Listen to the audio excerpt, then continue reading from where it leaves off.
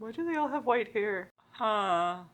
Are they really unmanned? That news was kind of Big Brother-ish. Human engineered? Or cloned or something? Is that why they all have white hair?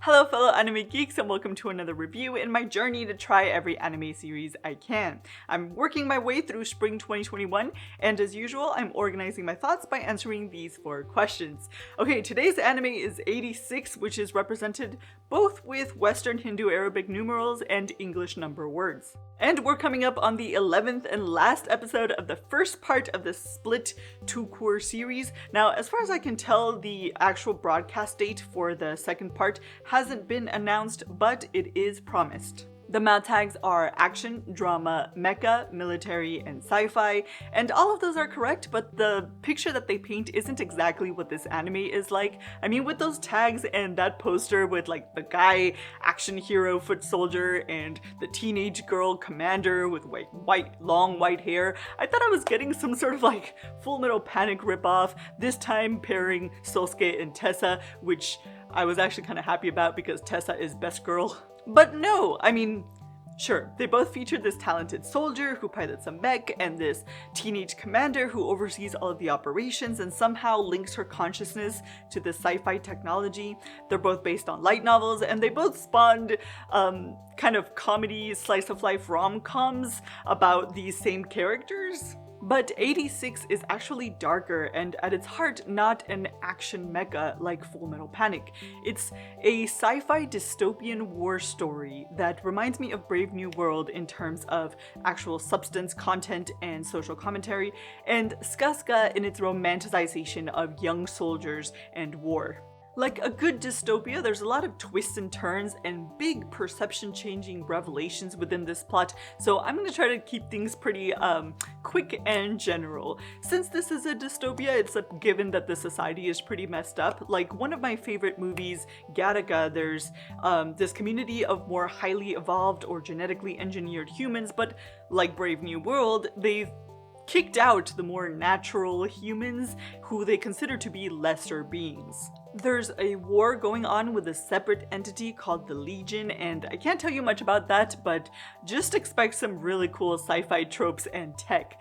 The connections between the characters, all of the world lore, all of that is a lot more interesting than I thought that it was gonna be. I mean, it felt like there was just constantly some sort of like life-altering truth being unearthed from places that I wasn't even expecting, and questions that I did have, I was made to forget only for the plot to circle back around and actually blindside me with the answer. Like many YA dystopian novels, there's this really cool widening of scope as our protagonists fight their very narrow, strict, egocentric society, and much like a YA novel, this first act serves almost as the first stage of our hero's journey, and it revolves around some sort of big escape or large realization or fundamental shift in ideals. 86 actually does have a lot of unique qualities about it. I liked the writing and the direction. I thought that they were good. I really liked being dropped in and starting with action right away. I mean, of course, there are some cheesy aspects, this being an anime, like our female protagonist, a very naive personality that we just very obviously set up in the beginning so that we could tear it down later in this dystopia. The very forced subplot of this emotional bonding happening across social boundaries. But overall, the exposition was really good. There wasn't a lot of explanatory dialogue, which I really appreciated. I feel like that just really dumbs down storytelling. The foreshadowing was good. It was clearly planned ahead of time. And using the opening as its own direction tool almost, which would separate different flashbacks and backstories and the points of view of each of our protagonists with no regard to where they were going to place it within the runtime, was both refreshing and just really smart. Speaking of different points of view, I really like the dual perspective in this. I think that it actually added a lot to this story in terms of tension and plot development. But my favorite thing about this is actually the play on words in the title. Much like the movie District 9, there is a geopolitical reason for this group of people to be labeled as 86 within this universe. But I just kept thinking of the phrase 86 that, like abort, reject. So I was thinking 86, like 86 that, which fits in not only with the military setting, but also the absurdity of the society and the whole purpose for the existence of this unit within the storyline.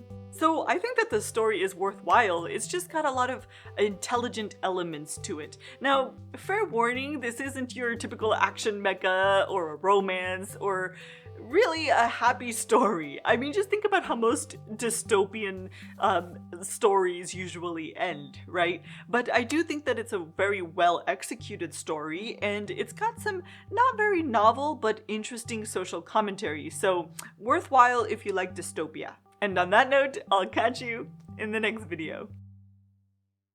Come on, Tessa is best girl. Way over Chidori. Any day. Hands down. Fight me. I like Tessa too much. Are they actually reporting backwards stats? Oh, la la la la la la. That was a high frequency. What's up with that mural? I want to know what that mural is about, because it looks oddly like our protagonist. Alrighty. Well, dystopias always cheer you right up.